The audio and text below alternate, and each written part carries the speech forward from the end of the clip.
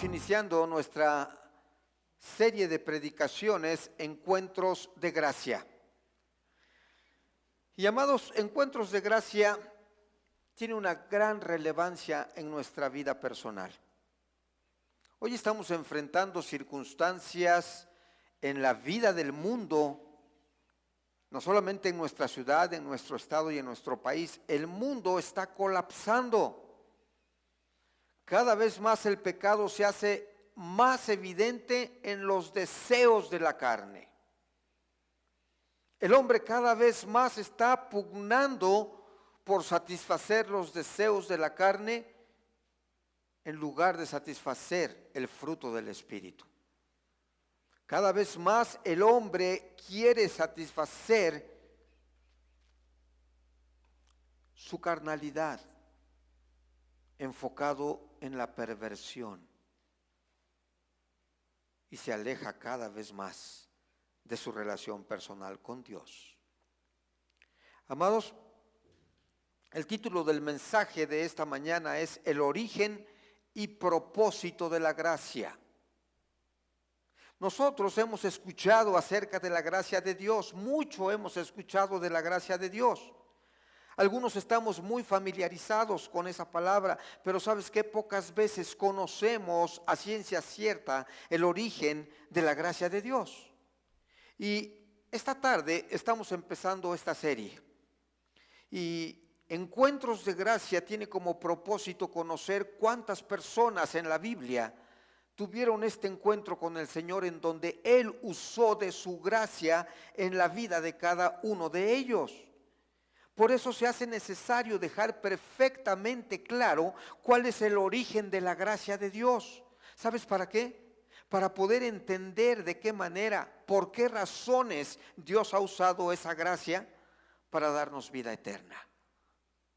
Eso es lo que vamos a aprender en esta mañana. Les invito a que cerremos nuestros ojos, vamos a orar. Padre Santo, te damos gracias, Señor, por la predicación de esta tarde. Gracias, Señor, porque hoy tenemos un gran desafío para poder comprender el alcance de tu gracia, el significado de tu gracia, el propósito de tu gracia. Señor, prepara nuestros corazones y nuestro entendimiento. Necesitamos una clara comprensión de la obra que tú haces en nuestra vida. Te lo pedimos en el nombre de Cristo Jesús. Amén. El pasaje más recurrente para hablar de la gracia es este pasaje que hemos leído en el libro de Efesios. Es Pablo escribiéndole a los Efesios. Es Pablo hablando doctrinalmente a los grupos que están en Éfeso. Decíamos el viernes, Éfeso, una ciudad importante, era la puerta de comercio para Asia Menor, era la capital de esa región, era donde vivía el gobernador, había una diosa a la que iban todo mundo, todos los paganos, la diosa Diana, y era una comunidad perversa. Ahí está Pablo predicando. Y Pablo dice, lo primero que tengo que hablar a este tipo de personas es la doctrina de Dios. Ellos tienen que entender la importancia de la gracia. Por eso esta declaración de Pablo nos habla del efecto último de la gracia, lo que él menciona de manera subliminal, es decir, la razón y el origen de la gracia que Dios usa con sus elegidos. Eso es lo que queremos aprender en esta mañana, amados. Y justamente de esta lectura que hicimos, dice su bosquejo, vamos a aprender 3 elementos para entender el origen y propósito de la gracia. El origen y propósito de la gracia. Número 1, debo entender el estado original del hombre. Amados, no vamos a poder entender el estado original, el origen de la gracia, si no entendemos que la gracia tiene su origen en el hombre. Tiene su origen en el amor profundo de Dios por el hombre. ¿Dónde estaba el hombre cuando Dios pensó en la gracia? El hombre es un ser creado. Lo creó Dios. Y mira, la gracia de Dios no puede ser comprendida en toda su magnificencia si no tomamos en cuenta el estado original del hombre. Si no tomamos en cuenta qué sucedió con el hombre. Déjame decirte que en un principio el hombre era considerado y ha sido considerado la corona de la obra de Dios. Es la máxima creación de Dios. El mundo fue creado en función del hombre, para que el hombre lo habitara, para que el hombre se enseñoreara de la creación. Cuando Dios pensó en construir el mundo, en crear el mundo, lo pensó para poner el hombre en ese lugar. Y cuando tú te das cuenta la dimensión que tiene nuestro planeta, te puedes dar cuenta del alcance del poder de Dios. ¿En qué lugar puso al hombre? ¿Y con qué propósito puso al hombre? Ahora, déjame decirte una cosa. Cuando Dios pone al hombre en el huerto de Edén, lo puso y lo creó con dos componentes. Tomó polvo de la tierra y ¿qué formó? Su cuerpo. Primer componente, la materia, el cuerpo. Hace cuenta que hizo una escultura y la dejó, yo no sé si la dejó acostada o la dejó parada, pero dice la Biblia que el segundo elemento vino directamente de Dios. Dice la Biblia que le dio soplo de vida. Y cuando le hizo, el hombre fue un ser viviente. ¿Sabes cuál es el otro elemento? Su alma. La naturaleza de Dios. Ese es el estado original del hombre. Un ser creado en cuerpo y alma por Dios. Son los elementos esenciales de la naturaleza humana. Y el hombre fue creado a imagen y semejanza de Dios. Es decir, fue creado con capacidades y cualidades semejantes a las de Dios. Por eso cuando Dios lo puso en el jardín del Edén, Él estableció 4 relaciones perfectas. ¿Se acuerdan lo que aprendemos en Mirador? ¿Cuál es la primera relación perfecta? Dios con el hombre. Escúchame, tiene un orden. Primera relación perfecta, Dios con el hombre. ¿Sabes por qué primero va Dios? Porque es el creador. El hombre no creó a Dios. Dios creó, es el estado natural del hombre, es un ser creado por Dios y él recibió cualidades y capacidades semejantes a las de Dios. Y cuando hubo esa creación y esas cualidades y surgen esas 4 relaciones perfectas, todo parece ser que Dios establece un pacto con el hombre. Doctrinalmente se le ha hecho llamar a este pacto el pacto de las obras. El pacto de las obras, el principio cómo se iba a desarrollar el hombre.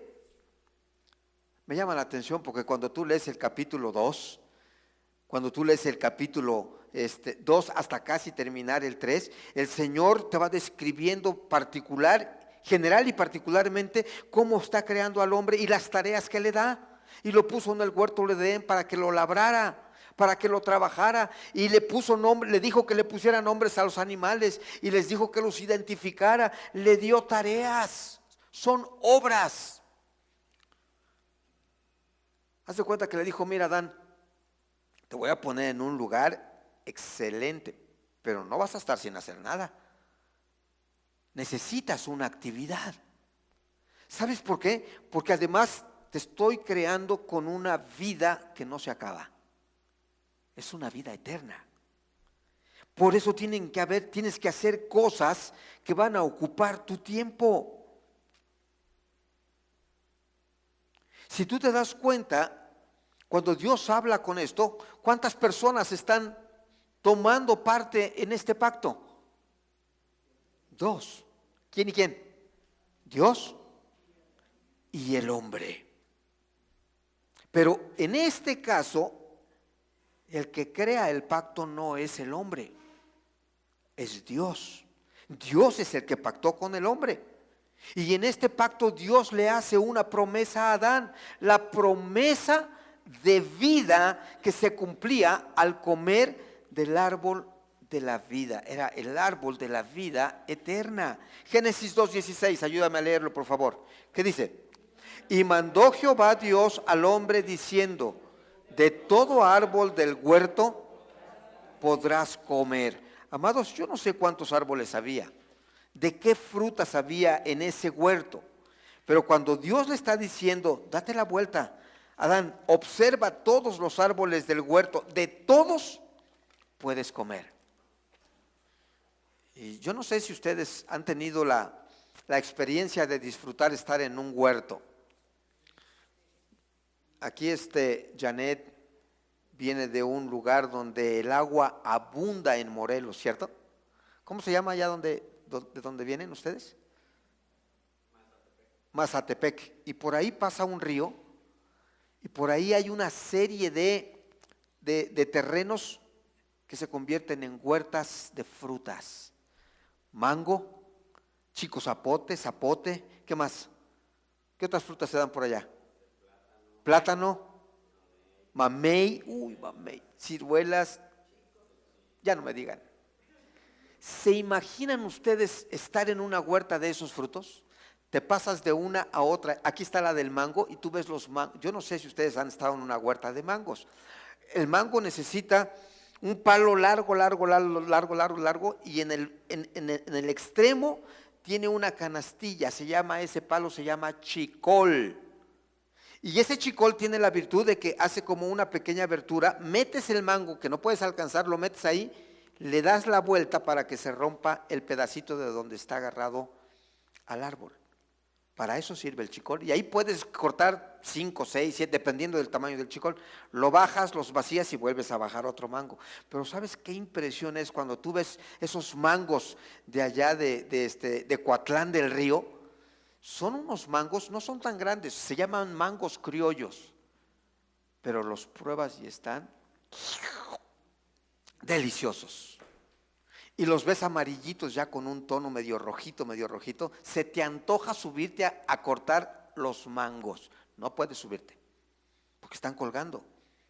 Tienes a fuerza que usar un chicol. Ahora imagínate a Adán cuando Dios le presenta ese huerto lleno de árboles frutales. Adán, no te preocupes, de todos puedes comer. ¿Sabes que había un árbol especial en ese huerto? Ese árbol especial era el árbol de la vida. De todos puedes comer, Adán. Esa es la promesa de vida. Pero quiero decirte que en ese pacto, cuando Dios le está dando esta oportunidad a Adán, Dios también puso una condición. ¿Cuál fue esa condición? Obediencia absoluta. Todos los pactos tienen ciertas reglas, ¿estás de acuerdo? Los contratos tienen ciertas reglas. Y el pacto de Dios con Adán también tenía una regla. Génesis 2:17. Vamos conmigo, ¿qué dice? Mas del árbol de la ciencia del bien y del mal no comerás. Hay una regla, Adán. Ve todos los árboles, tú puedes hacer todo. Lo que tú quieras, el huerto es tuyo. Haz lo que quieras, cómete de todo lo que quieras, la cantidad que quieras, del fruto que quieras, córtalos, llévatelos a tu casa, como quieras. Solamente hay una regla. Del árbol de la ciencia del bien y del mal, ¿qué dice? No comerás. Esa es una condición. Y cuando alguien te dice no comerás, te está pidiendo obediencia.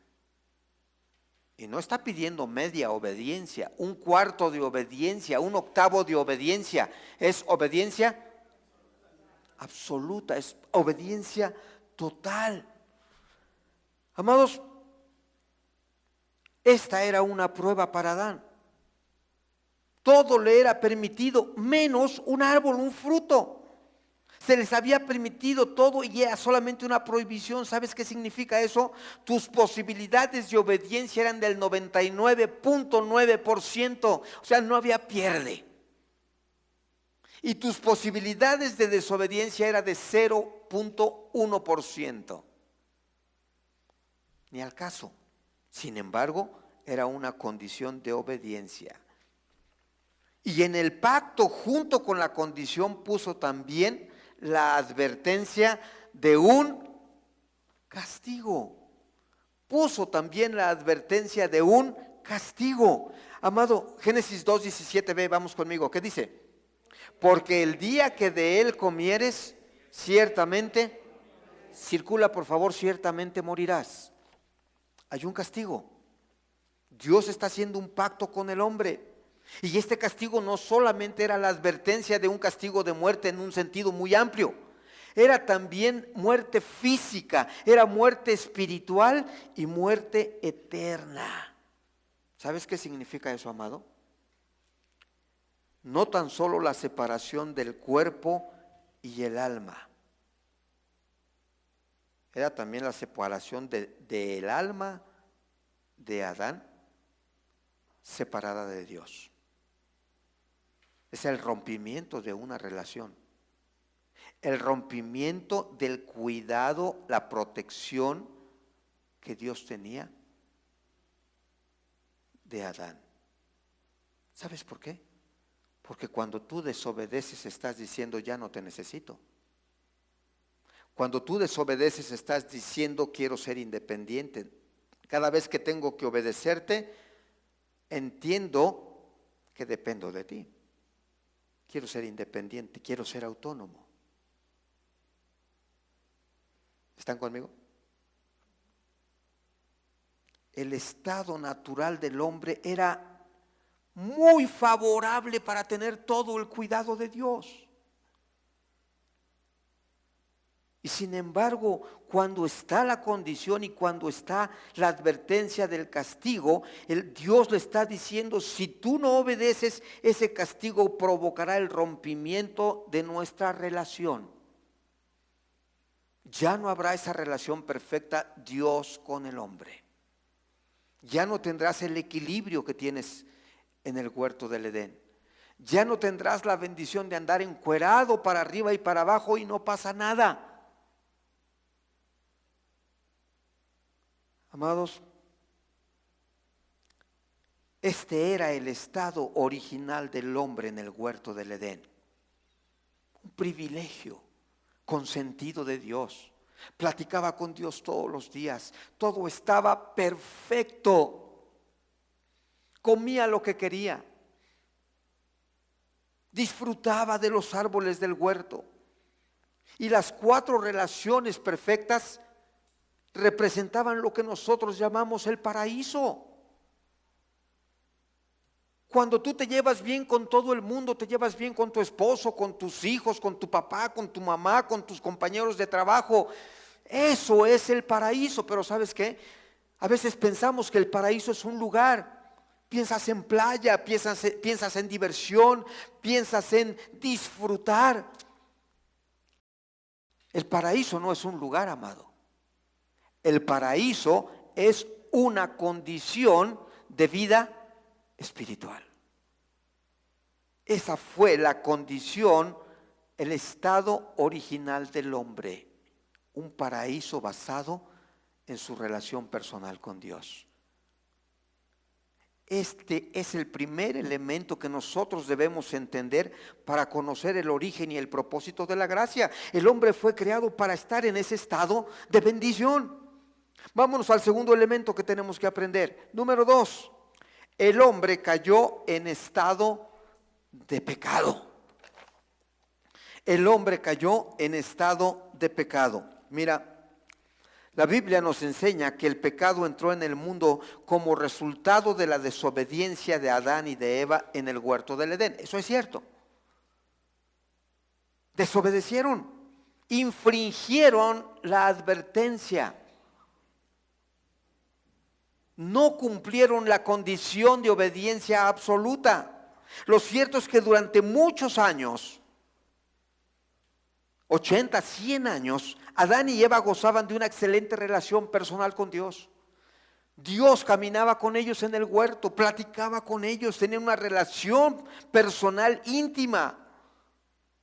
Hasta que Satán, en forma de serpiente, sembró en el corazón de Eva y ella, en Adán, sembró la semilla de la desconfianza y de la incredulidad. Esa semilla hizo que cometieran el primer pecado que rompió la relación perfecta que tenían con Dios. ¿Te das cuenta qué pasó? Pastor, ¿y por qué fue pecado? Porque Dios lo había prohibido. Porque Dios había dicho, come de todo, menos de una sola cosa, te voy a prohibir una. Te la voy a poner fácil para que obedezcas. Imagínate que le hubieran dicho, mira, de todos los árboles del huerto que ves ahí no puedes comer.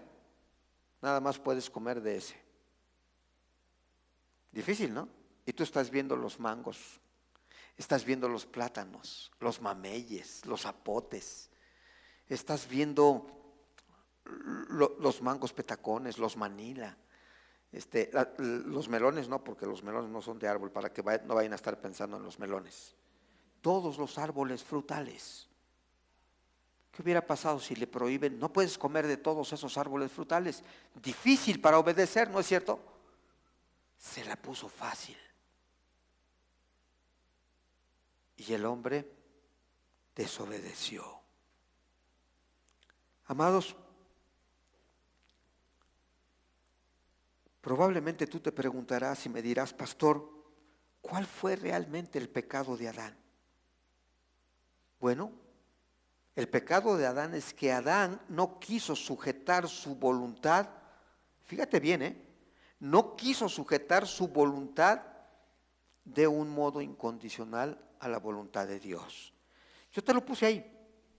¿Qué cosa es el pecado? Dice, pecado es cuando yo no quiero, ¿qué dice? Sujetar mi voluntad de un modo incondicional, ahí en tu hoja, por favor, a la voluntad de Dios. Ayúdame a leerlo otra vez, por favor. Vamos, pecado es cuando yo no quiero sujetar mi voluntad de un modo incondicional a la voluntad de Dios. Repítalo otra vez, vamos. Cuando yo no quiero sujetar mi voluntad de un modo incondicional a la voluntad de Dios, eso es pecado, amado. Cuando no quiero sujetar mi voluntad de una manera incondicional a la voluntad de Dios. Y esto fue lo que pasó con Adán. Eso fue lo que Dios vio. El hombre cayó en estado de pecado. ¿Qué cosa fue lo que vio Dios en esa actitud? Porque nosotros solamente vemos, pues nada más comió de una fruta. Pues qué fijado, ¿no? Espérame. Hay que leer entre líneas. Hay que percibir qué pasa con esa desobediencia. ¿Qué cosa es lo que Dios vio con esa actitud de Adán? Dios vio una rebelión que contiene 3 elementos. Esa desobediencia es una rebelión contra Dios, es una desobediencia contra Dios. No te voy a obedecer, porque la serpiente ya me dijo que tú me engañaste, que tú no quieres que yo sea como tú. Te estás rebelando. Ya no quiero obedecer tu autoridad. Te estás rebelando. 3 elementos vio Dios. El primero, fíjate qué curioso, dice, la mente de Adán se manifiesta como orgullo e incredulidad. Cuando tú ya comiste de ese árbol, te empezó a funcionar el chip y empezaste a hacer que funcionara tu orgullo y tu soberbia. Yo puedo. Si yo puedo ser como tú eres, yo puedo hacer lo que tú haces. ¿No es cierto? Incredulidad, ya no te creo en lo que me dijiste. El orgullo te lleva a la incredulidad. Yo durante 80, 100 años creí que tú eras mi Dios. Pero la serpiente ya me dijo que el día que yo coma de ese arbolito que tú me dijiste que no comiera, voy a ser como tú. Ya no creo en ti. Segundo, en cuanto a la voluntad, hubo el deseo de ser como Dios. ¿Qué cosa persuadió a Adán y a la mujer? Si comes de ese fruto vas a ser como Dios. ¿Sabes que Él albergó en su corazón ser como Dios? Tan simple como eso. Y tú dices, pero nada más se comió la frutita. Sí, pero lo que había aquí adentro y aquí adentro, puedo ser como Dios. Y 3, en cuanto a los afectos. En cuanto a los afectos, tuvo lugar una satisfacción, fíjate bien, profana de comer de un fruto prohibido. Una satisfacción profana, indigna, sucia de comer de un fruto prohibido, porque así se lo presentó la serpiente. Amados, por esta razón el hombre perdió la imagen de Dios en un sentido muy especial.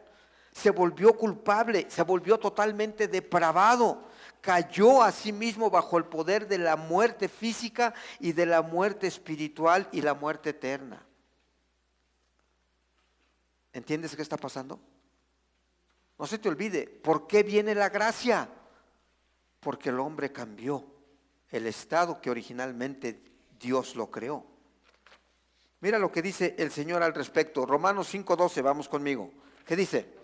Por tanto, como el pecado entró en el mundo por un hombre y por el pecado la muerte, así la muerte pasó a todos los hombres por cuanto todos pecaron. Nos heredaron el pecado. Nos heredaron la desobediencia, la rebelión, el orgullo, la altivez, la necedad. Romanos 6:23, vamos. Porque la paga del pecado es muerte. ¿Están conmigo? Cuando tú te preguntas por qué la gracia de Dios, es por esto. Fuimos hechos para buenas obras, fuimos hechos para vivir eternamente en obediencia. Y desobedecimos y le hicimos caso a Satanás.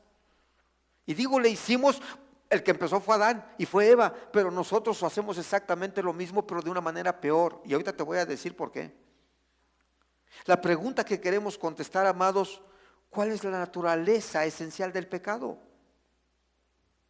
Amado, el pecado denota una clase especial de maldad, un mal moral del cual el hombre es responsable. Lo pone bajo la sentencia de la condenación cuando tú estás pensando de esa manera. A eso le llama la Biblia, le llama pecado. Y se le entiende como una transgresión de la ley de Dios. Por eso me encanta cuando Pablo dice y habla de los frutos del Espíritu: amor, paz, benignidad, gozo, mansedumbre, bondad, fe. Contra tales cosas no hay ley. No transgrede la ley de Dios. No es pecado amar, ser bondadoso, tener fe, gozarse. No transgrede la ley de Dios. No hay ley, dice Pablo. Amados, qué interesante, porque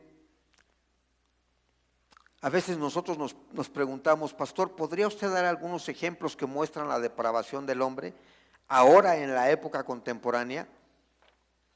Yo no sé ustedes qué piensen, hermanos, pero hace poquito estuve con un joven matrimonio y llegamos al tema de los matrimonios igualitarios. Supongo que todos ustedes saben de qué estoy hablando. Matrimonios entre personas del mismo sexo. Y fíjate qué curioso, porque la mayoría de las personas piensan que está bien. Está bien. Es la nueva época. Pero cuando le preguntas: oye, ¿tú conoces el estado original del hombre? ¿Sabes cómo te creó Dios? ¿Sabes para qué te creó? Y entonces empiezan a tener problemas para contestar. Se dejan llevar por la corriente.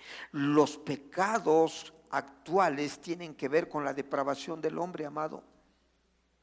Leyes aprobando el matrimonio igualitario entre hombres, entre mujeres, entre transgéneros y todas esas variantes de perversión sexual que se han dado ahora. Leyes para legalizar la adopción de niños por parejas homosexuales, olvidando que el derecho de la adopción de un niño, ese es el derecho que la adopción es el derecho de un niño a tener un papá y una mamá. El derecho de la adopción no es para que las personas tengan un niño, es para que el niño tenga una familia. Resulta que ahora los niños van a ser juguetes y pasatiempos. No. ¿Te das cuenta cómo está pecando el hombre? Amado, algo que debemos tomar en cuenta, que tenemos que estar presentes, que el pecado te hace culpable de transgredir la ley de Dios. Y cuando te hace culpable, eres culpable y la culpabilidad te hace acreedor a recibir un castigo. Además de la separación y la corrupción inseparable y la contaminación moral del pecado. Cuando tú vives en pecado, ¿sabes qué? Ni siquiera tienes el deseo de venir a la iglesia y de escuchar del Señor. ¿Sabes por qué? Porque tu propia conciencia te acusa, te incomoda. Pastor, ¿y dónde tiene su origen el pecado? ¿En una tienda? En la televisión, en el cine, en el internet. Adán no tenía internet, ni tenía cine, ni tenía televisión. ¿O sí? Entonces, ¿dónde tiene origen el pecado? ¿Sabes dónde tiene el origen su pecado? El pecado en el corazón del hombre. De sus propias concupiscencias, dice Santiago. Desde ahí tiene influencia en tu intelecto, tiene influencia en tu voluntad y tiene influencia en tus afectos. Tú decides pecar o no pecar. Ahí tiene origen el pecado. Amados, debemos tener claro que el pecado original fue solamente uno. Nada más fue uno, haber comido del árbol, del fruto del árbol de la ciencia del bien y del mal. Pero actualmente los pecados son muchos. Los pecados actuales provienen de la vida interior. ¿Sabes cómo qué? Como el orgullo, como la envidia, el odio, la lujuria, los malos deseos. Pero hay otros pecados que provienen de la vida exterior. Unos son los que salen de aquí y otros son de lo que vemos afuera. ¿Sabes cuáles son estos? El robo, el engaño, el adulterio, la fornicación, el homosexualismo, el exhibicionismo, el fetichismo. Son pecados del exterior. Por eso, amados, hay una buena noticia. Siempre hay una buena noticia. Todos estos pecados tienen el perdón de Dios. Y las personas pueden convertirse de una vida de pecado a una vida de santidad, porque son redimidos, porque son transformados. Debo decirte, solamente hay un pecado que no tiene perdón de Dios. Solamente uno. ¿Cuál es ese pecado? Vamos conmigo, Mateo 12:31, que dice: por tanto os digo, todo pecado y blasfemia será perdonado a los hombres, mas la blasfemia contra el Espíritu no les será perdonado. ¿Sabes por qué no se perdona blasfemar contra el Espíritu Santo? Porque sería imposible cambiar tu corazón. Cuando tú blasfemas contra el Espíritu Santo, el que hace la obra en tu corazón es el Espíritu Santo. Él es el que te convence de tus pecados. Él es el que hace que tú sientas necesidad de Dios en tu vida. Y si tú blasfemas contra el Espíritu Santo, cerraste toda posibilidad de ser transformado, de ser redimido. Olvídate. Nada más por eso. Para tu conocimiento, amado, el pecado es universal. Tanto la Biblia como la experiencia confirma esta verdad. El pecado es universal. El hombre es pecador desde su nacimiento. Decimos que nacemos con una naturaleza pecaminosa. No importa qué bonito se vea el niño encueradito, chistoso, ya es pecador. garantía que es pecador, tarde o temprano va a enseñar el cobre. ¿Cierto? Y lo vemos en nuestros propios hijos. ¿Para qué vamos más lejos? Tan hermosos, tan bonitos, tantas ilusiones que nos dieron cuando los vimos nacer, y en tiempo te vas a dar cuenta que es un pecador garantizado. Te digo una cosa, amado, la Biblia nos enseña que el hombre es pecador desde su nacimiento, sí es cierto, pero aún los niños son considerados como pecadores, porque también se hallan sujetos a la muerte, porque la muerte es la paga del pecado. También los niños. Pastor, o sea, ¿los niños no se van a ir al cielo? Esa es una buena pregunta, ¿no es cierto? O sea, si los niños son pecadores y todavía no disciernen, ¿qué va a pasar con ellos? No se pierdan la próxima predicación, de eso vamos a hablar el próximo domingo. Por eso todos los hombres y todos los niños, por su naturaleza pecaminosa, se hallan bajo la condenación de la muerte espiritual y la muerte eterna. Y por tanto, necesitan la redención que solamente Cristo Jesús provee. ¿La qué dijo, pastor? La redención. Y eso nos lleva al tercer elemento que debemos entender para comprender el origen y el propósito de la gracia. Número 3, el hombre necesita la redención y la gracia de Dios. Ahora sí vamos a entrar en materia. Amados, aunque la redención y la gracia se hallan íntimamente ligados, parece ser que estamos hablando de lo mismo. Muchas personas suelen identificarlo como un solo elemento, pero no es así.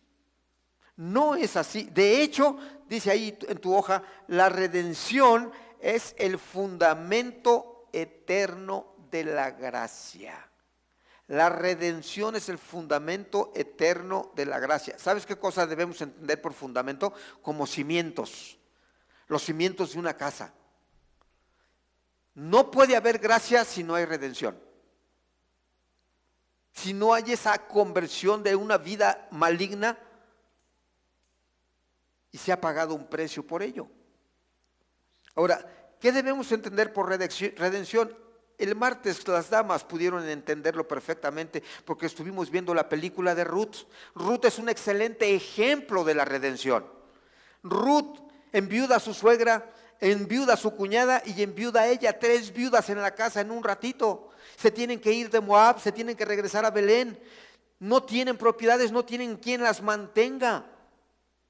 Y aparece por ahí un buen hombre que ve a esta desválida mujer, Ruth, tan feita, ¿cierto?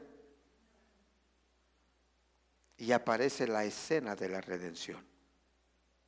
Amados, ¿qué dice la Biblia respecto a la redención? Bueno, la primera concepción de redención era aquella persona que compraba las tierras de un pariente difunto.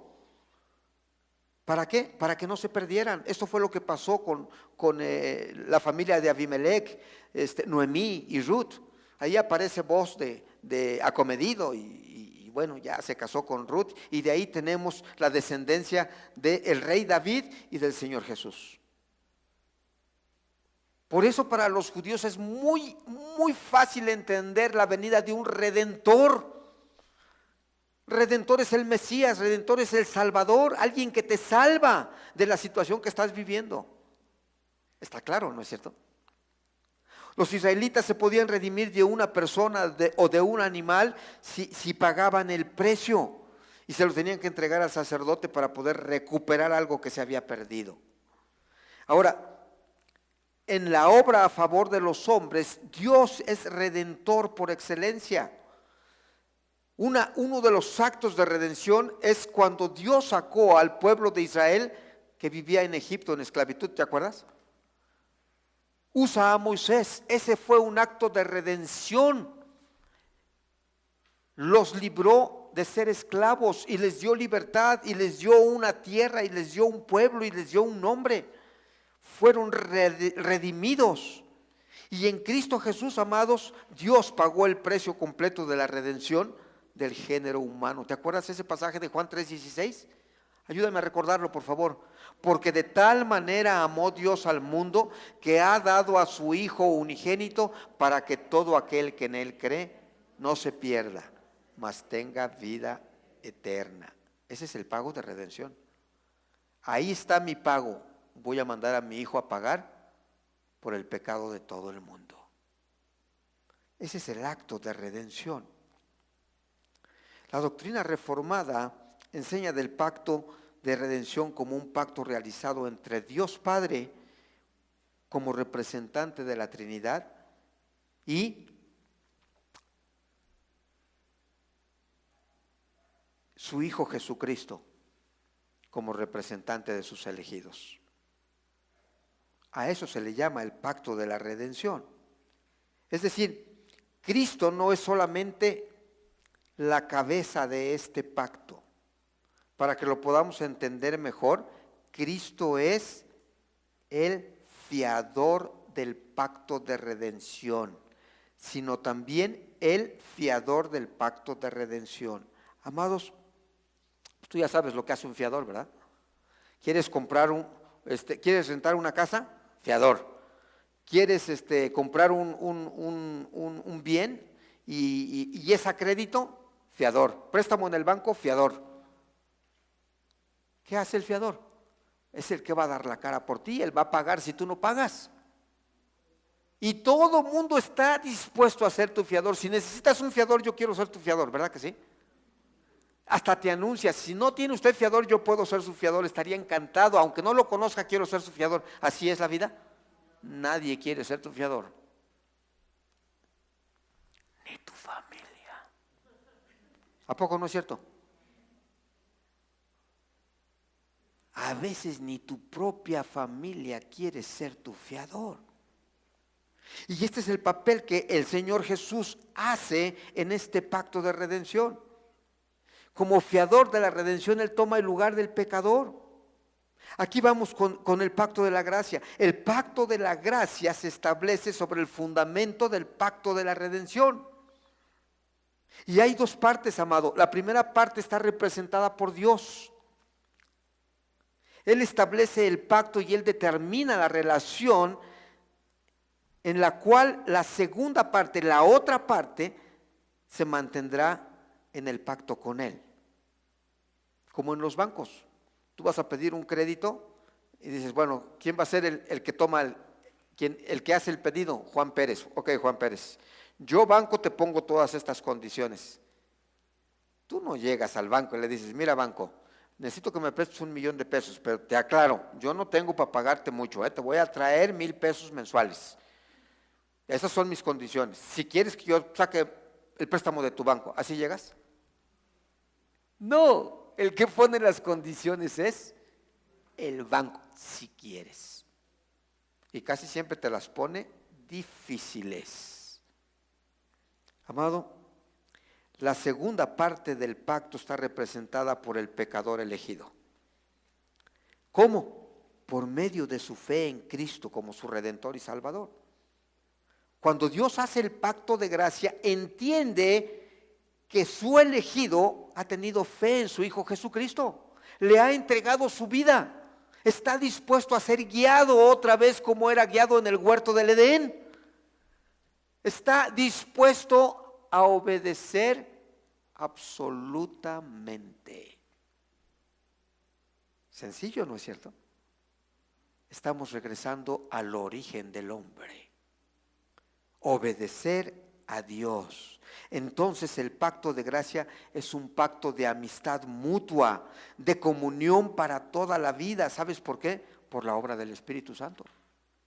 El Espíritu Santo es el que te hace reconocer tu pecado, regenera tu corazón, te hace entender, ahora entiendo por qué me ha ido tan mal en la vida, por qué he tomado tan malas decisiones, por qué siempre me estoy quejando de esto, de aquello, de aquí y de allá. Soy pecador, me cuesta trabajo reconocerlo, pero sí es cierto. Soy un pecador terrible. Y si alguien de ustedes me dice, yo te conozco y yo sé que eres malo, no hombre, y no me conoces ya de veras, soy peor de lo que tú crees. ¿No es cierto? Somos peores de lo que parecemos, hermanos. Porque el pecado, dice Pablo, vive en mí. El Espíritu Santo te hace reconocer que eres pecador y te hace reconocer que Cristo puede pagar tu pecado, es tu fiador, para que tengas redención. Ese es el pacto de la gracia, amado. Ese es el pacto de la gracia. El pecador elegido tiene todo el privilegio de disfrutar ese fin espiritual. Las promesas de Dios son recibidas por fe y Dios las cumple en sus elegidos. Amado, en este pacto de gracia Dios se da a sí mismo, se da con todas las bendiciones de la salvación al pecador. El pecador es el que recibe a Dios y recibe sus dones. No los merece, pero los recibe. ¿Sabes por qué? Por fe. Así de sencillo, solamente porque tuvo fe. Así como Moisés levantó la serpiente en el desierto, ¿qué dice Jesús? Así es como yo voy a ser levantado, para que todo aquel que en mí crea, no se pierda, mas tenga vida eterna. ¿Requisito? Fe. Solamente la fe. Pero, amados, el pacto de gracia ofrece ciertos privilegios, pero también impone ciertas obligaciones, como todos los contratos. ¿Cuáles son los privilegios? Vamos a ver. Privilegios. ¿Qué dice el Señor? Ayúdenme a leer esa parte. Seré a ti por Dios y a tu descendencia después de ti. Génesis 17:7, vamos conmigo. ¿Qué dice? Y estableceré mi pacto entre mí y ti y tu descendencia después de ti en sus generaciones por pacto perpetuo, para ser tu Dios y el de tu descendencia después de ti. Ese es el pacto que Dios hizo con Abraham. Voy a ser tu Dios y el Dios de tu descendencia aun cuando tú te mueras. Ese es justamente el privilegio del pacto. Pero Dios estableció dos obligaciones. El creyente, el elegido, el pecador convertido tiene dos obligaciones. Uno, que yo acepte por fe el pacto de gracia y sus promesas. Date cuenta, que yo acepte por fe el pacto de gracia y sus promesas. Y dos, que a partir de este nuevo nacimiento me consagre a Dios en una nueva obediencia. Sencillos los requisitos, ¿no es cierto? Sencillas las obligaciones. La buena noticia es que este pacto es gratuito, amados. ¿Sabes por qué? Porque es fruto y manifestación de la gracia de Dios para los pecadores. Es gratis, pero no por eso es barato. Aunque es gratis para ti, costó la sangre de Jesucristo. Amados, este pacto que es gratuito te dice que Dios siempre permanece fiel, aun cuando los hombres quebranten el pacto. Dios siempre va a permanecer fiel. Sin embargo, te quiero decir esto, este es un pacto personal, es un pacto particular. El único requisito para formar parte de este pacto de gracia es solamente por la fe en Cristo Jesús. Por eso dice el último versículo, Efesios 2, 8, 9, vamos conmigo, ¿qué dice?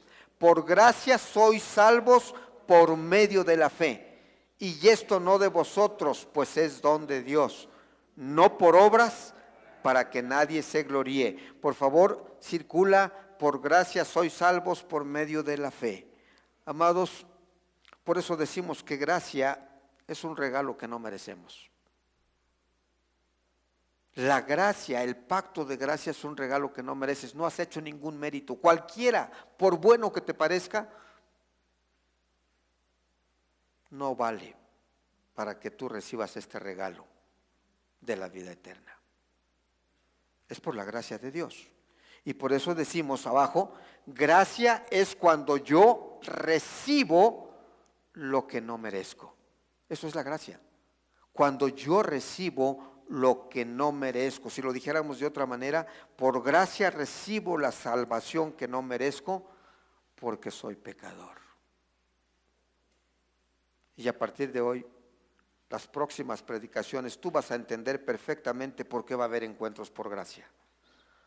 Siempre habrá un encuentro con gente pecadora que entiende el privilegio de tener a Dios como su Dios para el resto de sus generaciones y entiende las obligaciones de aceptar por fe el pacto de gracia y sus promesas, y que entiende la obligación de consagrarse a Dios con una nueva obediencia. Espero que tú te lleves este conocimiento y lo conviertas en una verdad de gracia en tu vida.